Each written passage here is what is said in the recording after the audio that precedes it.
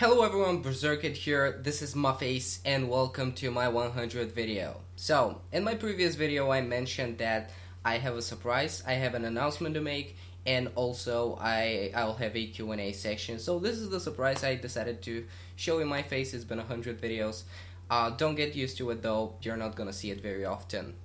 And now let's get to the announcement, but before that there was something that I've always wanted to do. So, give me a sec.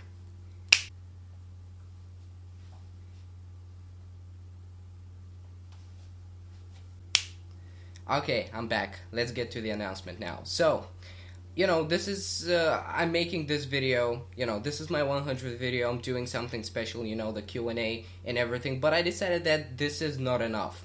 So what I'm going to be doing is I'm going to be hosting a Total War tournament.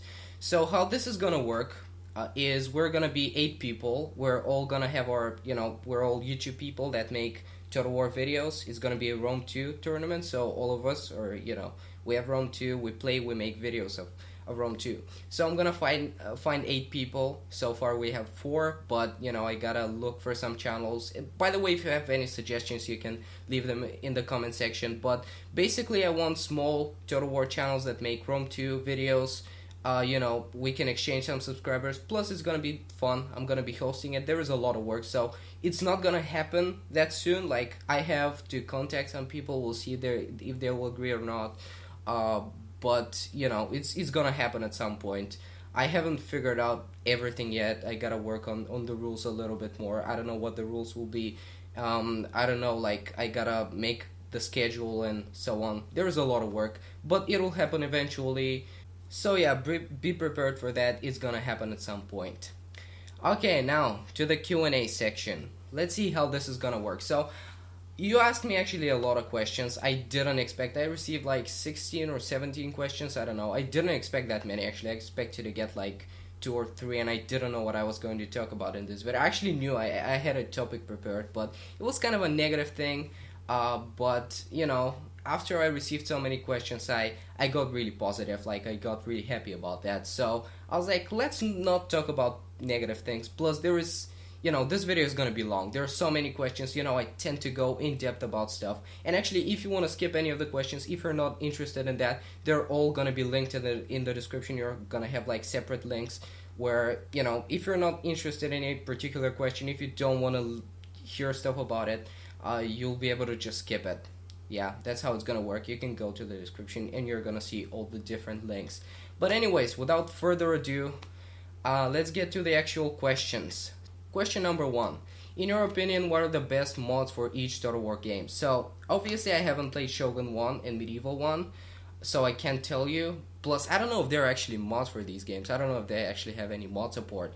But let's start with Rome 1. I liked, it's been a long time since I last played Rome 1, but there are 2 mods that I remember. One is Roma Surrectum, and the other one is Europa Barbarum.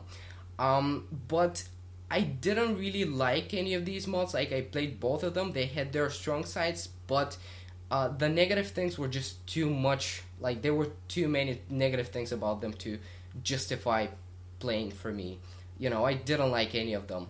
But there are some good mods that I actually didn't get to try. Like, there was the realism mod, but what I don't like about it is that it makes the map smaller. Like, it makes everything more detailed, but the map is smaller. So I didn't really like that. That's why I never played it. And actually, the only mod that I regret never trying was the Dart mod. I'm pretty sure that's good. So yeah, I would probably suggest that I would say that the Dart mod is actually the best Rome 1 mod. Although I've never played it, but I've seen some footage and it's pretty good.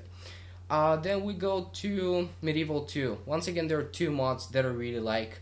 One is the Wrath of the Norseman. I actually have a review on my channel. I can actually link it somewhere, like editing, here or anywhere. I don't know. You're gonna have a link to that. You'll be able to see it. What I like about this mod is that it concentrates on Scandinavia.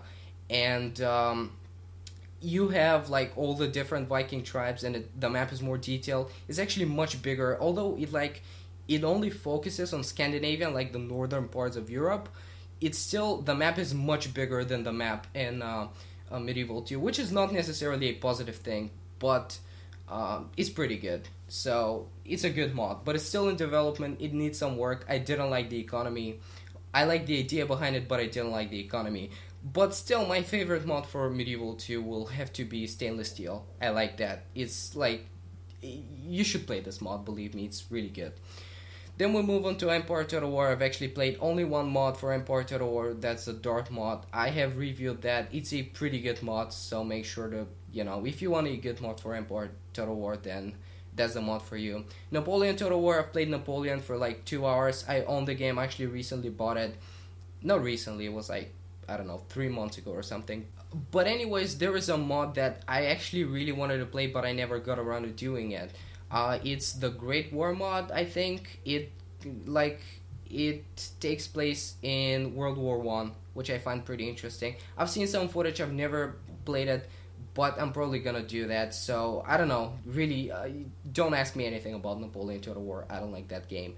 Then Shogun 2, again, I can't give you any good mods because I haven't actually played the game all that much. I don't actually own Fall of the Samurai, but I don't know, I don't know any good mods for Shogun 2. And then for Rome 2, I actually made a video on that, the mods that I use. You can once again go and check it on my channel. I have my series in which I'm gonna be spotlighting some mods for Rome 2 in the future. But a mod that's pretty good for now is Zamu's Units Back, which adds a bunch of new units to the game. And yeah, actually my next review will be of this mod. And there is the assembly kit that's actually coming out for Rome 2, so I'm pretty sure there are going to be some good overhaul mods in the future. I really hope so, because, I kind of like mods. Okay, that's been a long time for just one question. Let's move to the next one. What do you think will be the next Total War game? I don't know, I can't tell for sure, but I sure hope that it's going to be Medieval 3. Man, I like medieval times. Plus, I like Medieval 2, but it's a pretty old game, so I cannot imagine myself playing it again since Rome 2 is out. But I really hope that it's gonna be Medieval 2. I'm gonna be very, very excited about that. Then, what do you think will be the next DLC for Rome 2? So, here, I've actually thought about that, and I actually want 2 DLCs for Rome 2, and I'm gonna be very happy. The first thing that I want is a DLC which expands the map to Scandinavia. I really want Scandinavian tribes in Rome 2. I know these are not like the Vikings, because that's not medieval times, but still there were some cool Scandinavian tribes back in ancient times, so, more Germanic tribes in general. I don't care if they're Vikings or anything. I just want Germanic tribes. I don't care if they're Scandinavian. And then one more, I really like more Thracian factions. I want them to unlock the Thracian factions. I can do that with a mod, but I really want some Thracian factions. I'm Bulgarian, so this is where I live, Bulgaria. There were Thracian tribes back then, and they had pretty interesting culture. They were not that warlike, they weren't good warriors, but still it'll be pretty interesting to have some Thracian tribes, because actually Thrace was a pretty lame faction in Rome 1. I tried to play with as Thrace, but I failed. They didn't really have good units, so I want something like that in Rome 2. And the next question, Empire or Napoleon Total War? Definitely Empire. I don't like either of these games. They're my least favorite Total War games. Yeah, I would pretty much say that, but I don't like Napoleon. I try to play it. I don't like the time period. I don't like the way the game is executed. It's very rushed in my opinion. It's really not a finished game. Not that Empire is much better, but still it has more factions. The campaign doesn't focus on a single person, and there are more things that you can do in Empire in general. So plus there are better mods for Empire. So yeah, there you go. And then the next question, what features would you like to be added in Total War games? Well, first of all, I would like something like a conquest mod, like in Shogun 2, because that's pretty much the only thing that I liked about Shogun 2, the conquest mod. It's actually I pretty much never played campaign. I only played some conquest mod. But besides that conquest mod, the thing that I liked about the conquest mod is that you could customize stuff. I love customization so much. That's my favorite thing about games. I want you to be able to build your own civilization, your own leader. You can customize the way your units look, and you can customize your banners and stuff like that. I would really enjoy that. And then the next thing that I want is some kind of a team system, like some kind of a clan system, because there are so many clans in the Total War games. Like, we have the clan community, but there has never been a clan system in a game like Total War. And what I mean by that, you need Steam for all of these games. And for Counter-Strike, you have a team system. Like, you can actually, like, it's kind of hard to explain, but when you look up the stats, like, there is a team section where people can actually see your clan or your team. So something like that in the Total War games would be kind of cool, since there are so many people. I don't like clans, but there are people that join clans, and there are so many clans out there, so that will actually be useful. Next question: Total War on the competitive scene, is it possible, like Counter-Strike? So that's a very good question. Good that you mentioned Counter-Strike there, because Counter-Strike's been devouring my life for the past, I don't know, I guess a month. I've been watching a lot of competitive matches, I've been playing a lot, and that's the thing that I like about Counter-Strike. Like, I wouldn't play so much Counter-Strike if it wasn't for the active community and all of the professional tournaments and all of this stuff. So, Total War is a game that can actually justify a competitive scene, because there are a lot of people that are interested in it. But, the community is trying to do something like that. There are the beta flash tournaments or whatever, but it's really amateurish. Like, there were actually recently the Intel the tournaments that were sponsored by Intel, but it's not enough. Total War can actually be a sport. It can have a competitive scene. Once again, there are enough people that watch it. It's a online game, it's a competitive game. You can do that with pretty much any competitive multiplayer game. There should be just some sponsors that can actually put some money into that, because it can definitely happen. Like, there are enough competitive, very good players that have a lot of experience with the Total War games, that can actually be professionals, and there are, once again, enough people that watch that. But the thing is that if you actually want to have a competitive scene for a game, you gotta make sure that the game is perfectly balanced. Like, once again, Counter-Strike, it's a perfectly balanced game. They keep tweaking stuff, but the game is pretty balanced. There are no, like, OP things that you can do, like, that can actually win the game for you. While in Rome 2, even though patch 9 is out, you can still, like, there's still builds that you can pretty much, they're very difficult to counter, and, they're overpowered. They're just purely overpowered. I mean, they kind of fixed that with patch 9 once again, but, if you want to have a game with competitive scene, you gotta make it perfectly balanced, if that makes sense. I didn't answer this question very well, but I hope I made my points clear. But to summarize, yes, it's a game that has potential, but many things should be done in order for this to happen. Maybe with the next Total War game, we'll see something like that. Next question: what's your favorite faction in Medieval 2 Total War, Empire Total War, and Rome 2? Alright, so Medieval Total War will have to be Venice. I also like Denmark, because they're the Vikings, but they're Christianized, and Christianized Vikings are not real Vikings. They're not, they're not as interesting. That's not really the thing that I like. But Venice is a pretty interesting faction. I haven't played Medieval 2 for a long time, but when I did, I played as Venice a lot. I enjoyed the campaign, and I also played a lot of multiplayer battles as Venice. So yeah.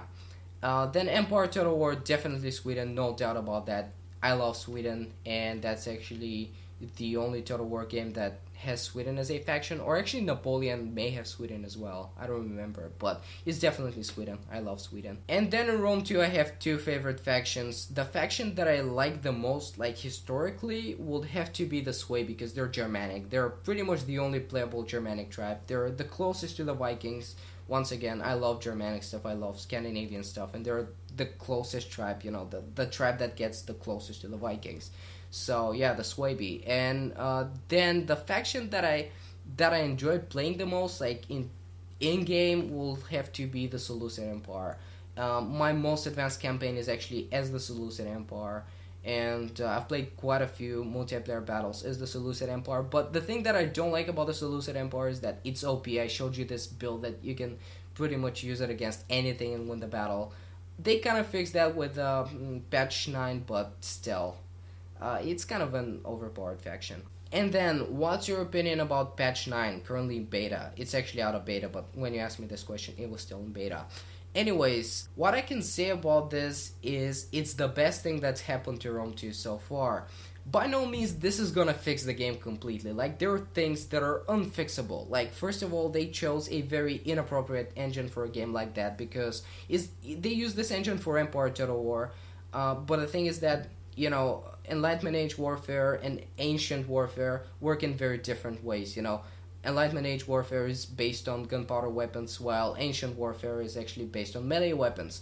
And, you know, you can actually watch a video. I may link you to that. It actually explains the flaws with the engine that they chose. So that's unfixable, you know. But patch 9 actually fixed many things that were fixable, like the balance. Once again, the balance is still not perfect. They'll have to tweak some things. I don't doubt it, but it definitely did a lot of good things because at least now it prevents people from spamming units. It actually makes the prices more reasonable. I don't have that much experience with patch 9, if I gotta be honest. I didn't play that much, but I read all the patch notes and I saw a couple of videos, and yeah, it improves the game in a great way. So if you actually haven't been playing a lot of Rome 2, like if you pre-ordered it and you were not happy with it and you were like, I'm not gonna play this game until it's fixed, now is the time to play it because patch 9, it really changed the game a lot. Next question, what historical era or event like the Roman Empire or the Renaissance, etc. you find the most interesting, you like to read about? Well, of course that will be the Viking Age. You know, I enjoy everything about the Vikings. But in particular, like if I gotta give you like a particular event, that will have to be the Viking discovery of America, because it's an event that is very overlooked in history, because actually the Vikings were the ones that found America, but in history books you'll always read how Columbus was the one that discovered America, which is not true. And actually, let me show you something. So this is one of my t-shirts. Like, I hope you can see that. It's custom made for me, and it's basically, I totally ripped off the idea from the internet, but it's made by me, it's designed by me, and it's made for me. But basically what this is, it shows you all the different dates of like the major Viking invasions, and at the end, as you can see, it's, you know, there are the different years, and there are like the particular settlements or countries that the Vikings invaded. But at the end here, I don't know if you can see it again, but at the end here you can see America. And actually I brought this t-shirt to school, like I wore it at school. I was wearing it, and you know, I showed it to my history teacher, and he said that's really cool. And my class, like they overheard our conversation, like they understood, like I explained what the t-shirt was about, and at the end they saw like America, and they were like, wait, what's that? Like, the Vikings didn't invade America? And I was like, no, they did. And nobody actually knew that the Vikings were the ones that discovered America first. They didn't stay there for a long time, but they were still the ones that discovered America first. But anyways, my favorite book will have to be Viking Tales by Jenny Hole. It's a book that I enjoyed reading a lot, and it's about Vikings. It includes the Viking discovery of America. It's a pretty cool book. And I also enjoy reading like historical fiction. There is, it's a trilogy. I think it's called The Norseman. I don't know the name of the author. I'm pretty sure you can find it on Amazon. So yeah, that's what I enjoy reading. Like pretty much historical fiction about the Viking Age and stuff like that. Okay, next question. What's your favorite Total War game? My favorite Total War game will have to be Medieval 2. I don't know if I actually mentioned that earlier, but that's my favorite Total War game. You know, once again, I like medieval times. It's my favorite historical period. Medieval 2 is actually the first Total War game that I ever played, the first Total War game that I bought, and the Total War game that I definitely played the most. And then, what's your favorite battle mode in Rome Total War? Free for all, 2 versus 2, and so on. Actually, I enjoyed free-for-alls a lot. Like, that's pretty much the thing that I kind of miss in Rome 2. I really like free-for-all battles. You know, they were kind of hard to win, but what I liked about free-for-all battles was that they did not condone camping, and you just had to pick an army that's basically you want to kill as many people as possible. That's what I liked about free-for-all battles. Like there were some factions that you wouldn't use in normal battles, but you would just use in free-for-all, like Scythia, for example. That was pretty interesting how you just build different. You were able to build like different armies for last man standing and scored resolution battles. And yeah, that's why I love free for all battles, because it was all about the kills. It was all about how efficient your army is, and it was not about camping and surviving and defending in general. So yeah, there we go. Where do you live? As in country. I live in Bulgaria. I'm Bulgarian. I've always lived here, and yeah, that's. I've actually answered this a lot of times, because like people often ask me in the comment section, like, where are you from? And it's kind of interesting, because just by listening to my voice you can't really tell where I'm from, because I don't have a Bulgarian accent. Like, I used to have it, but I'm so happy that I got rid of it, because I actually hated it. But actually, if you go and look at my older videos, I have this Bulgarian accent. It's terrible. But now, I sound more American. I don't sound Bulgarian at all. But still, I don't sound 100% American. And I guess that's why people ask me, because I don't really have an accent by which you can distinguish where I'm from. And then next question, battle against me. Yeah, sure. I actually like to battle with my subscribers. You can add me on Steam and, contact me. And that applies for pretty much anyone. Like, if you want to have a battle with me, you can just find my Steam account on my channel page. It's right next to my Twitter and Facebook links. So yeah, you can, if you want to have a battle with me, that's totally fine. Just add me on Steam and contact me. And then there is this guy who is actually from Bulgaria who asked me a few questions, so I'm gonna answer them. Can I ask you for your birth city? Yes, sure, you can ask me, go ahead. No, I'm just kidding. You just didn't. Never mind. Yeah, I was born in the city of Burgas, which is on the coast of Black Sea. I actually live like a kilometer away from the actual sea. I can actually see it from my window, from my balcony. I was born here, but I didn't live here for the majority of my life. I actually lived in a small town near here, like 20 kilometers away. But when I had to, when I finished middle school and I had to start like high school, I had to move here because like there were no high schools in the small town. Plus, towns in Bulgaria, you don't want to live there. Don't ask me why. Next question by the same guy. Do you have interest in recording with other people except Centurion Crow? Yes, actually, once again I mentioned I would record a video with anyone. Like, just add me on Steam. Don't feel shy. And I actually recently recorded a battle, but I'm gonna release it after this video. It was with a guy who has a Total War channel, and he asked me like, do you want to have a battle with me? I was like, sure. I've actually done a collaboration before. It was just one, but I've done it. But it was a long time ago, and I realized I should actually make videos with more people. But the thing is that, Centurion Crow is kind of my friend. Like, we met through YouTube, but we kind of became friends. We chat, we talk on Skype regularly. So that's why I make a lot of videos, because we just get along, and it's fun. Plus, I don't make that many videos with them. I just do the co-op campaign with them, and that's about it. But yeah, definitely more collaborations. Once again, the tournament will be going on, so yeah, there will be a lot of collaborations then. Where have you learned English? Well, that's a pretty long story. I pretty much got introduced to English when I was 4 years old, when my dad bought a computer from the US, because back then computers weren't a thing in Bulgaria. I remember we couldn't get internet for like the longest time. But that's when I learned some English. Then in kindergarten there were actually English courses, and I attended that. They taught me some basic stuff. But yeah, I couldn't speak English, but I understood a little back when I was a kid. And then in primary and middle school for 6 years, I was actually forced to learn Russian, because I was just signed up in the wrong class, and I didn't have any other opportunities. Like, there was a class in my school that actually studied English, but I wasn't part of this class. But back in 5th or 6th grade, I started taking lessons, but I didn't learn a lot because our teacher wasn't that good, and it wasn't private lessons. I was part of a group, so when you're part of a group, you really cannot progress that fast. But then after that, I actually started taking private lessons, and this is where I actually learned some real English. I could read. I couldn't necessarily understand everything, but I could handle a situation where I was in a conversation with someone. I could communicate with people on a very basic level, but still, it's something.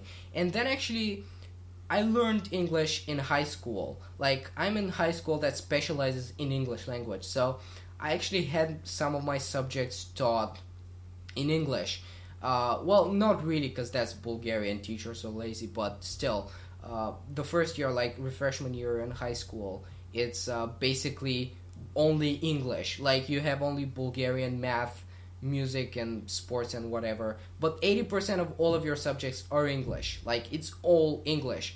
It's very intense. Like, you go through the first 2 levels of English in 1 year. It's really, really intense. Like, there is no way you're not gonna learn, like, at least very, very basic English. And after that, like, after this first year in high school, it's been only, like, movies, books, and just a lot of practice in general. Because, I still learn English at school. It's still pretty intense. Like, I have a lot of classes, but, they don't teach us that well. Like, I didn't get the best teacher ever. But, it's, you gotta learn the language to a basic level. And from then on, it's only practice. You gotta learn to listen. And you just have to make it part of your life, like watch movies, watch videos. So yeah, I'm at this point where actually I'm more comfortable speaking English than Bulgarian. Like, if you think that my English is not perfect, my Bulgarian is even worse. So yeah, I have a lot of international friends. I communicate with a lot of people from other countries in English. So that you gotta do that. You just gotta practice the language a lot, and that's how you improve. Once again, you gotta learn the language to a basic level, and from then on it's basically only practice. Like, watch movies, read books, communicate with people from other countries, and yeah, that's how you learn it.